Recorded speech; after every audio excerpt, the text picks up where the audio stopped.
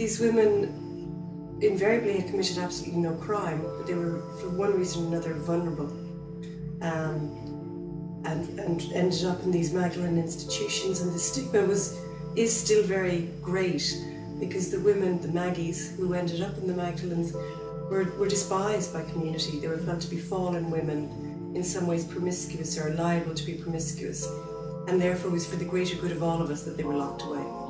A lot of things happened in the Magdalene laundries. They flourished in Ireland since the foundation of the Republic, the Free State and the Republic, in 1922, right up until 1996. They began to decline in the 1980s, but the last one wasn't closed until 1996. They were situated, there were 10 Magdalene laundries around the country, run by 4 religious orders, and the regime was very brutal and it was harsh. The women and girls were taken into the Magdalene laundries by a variety of routes, by their families and communities, by the state and the Catholic Church itself. They were kept there to work there, not given any payment for their labour, and many of them lived and died, spent their entire lives behind the walls. The only way that they could get released from this place was if a relative could sign them out to a respectable position, though often the nuns themselves seem to have taken them out and put them into other low-paid labouring positions within the Catholic Church, so they would work as cleaners in hospitals, as priest housekeepers. It was set up in around 1870 it was set up as a home for orphans and for, I guess you'd call them at the time what would be considered wayward young women.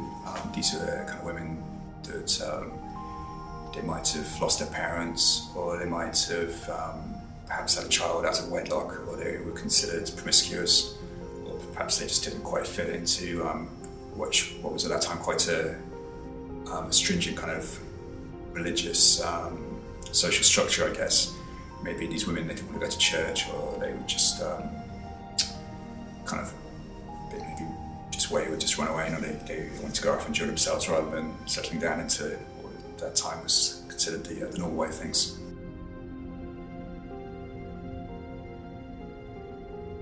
So I think it was like in the 1990s, there's a Magdalene convent in Dublin, and it was bought by developers, the land was bought by developers, and they started to develop the land, and they dug it up and they found all these unmarked graves, like, over 100 of these graves, and they were apparently the inmates of the institution, and they'd been buried in the grounds. There was no record of them, who they were, and I guess it really kind of brought up the whole question about what was going on inside these Magdalene asylums, and I guess some of the other religious institutions around Ireland.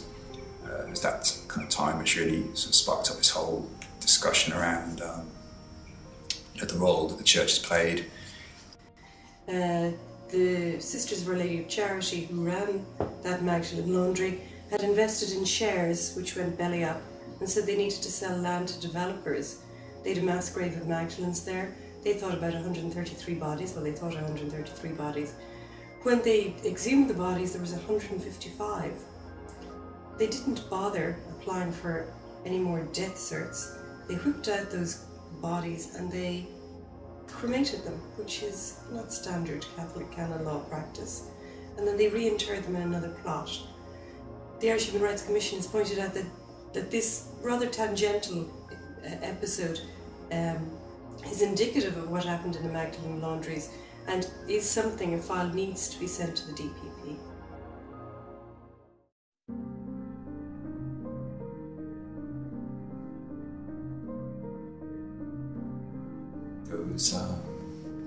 There was a young child, I think she was brought in as an orphan into the Good Shepherd Convent in Cork, and when she came into the place, she wasn't in very good health. I think she was suffering from TB, and I think it became apparent that she probably didn't have that long to live.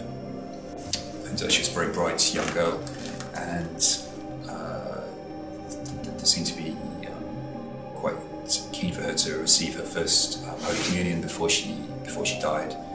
So they started giving her communion, and she received it every day for I think some months as her health continued to deteriorate, and she died. And she was apparently buried, and she wasn't buried on the convent grounds. And I think it was some months later that her body was actually exhumed and found to be in perfect preservation, and she was reburied on the convent grounds.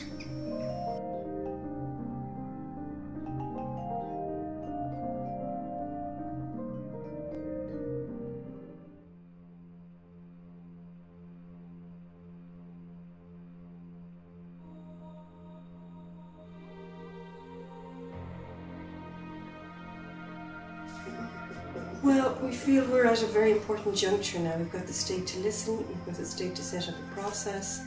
We're going into a meeting next month on July the 4th with the two relevant ministers, and hopefully at that stage they'll have appointed an independent chair of the inquiry to present all the evidence we have of the manifold ways in which the state was complicit in keeping this going, to present on our redress and restorative justice scheme, and to show them the legal arguments of how they're obliged to act in this regard.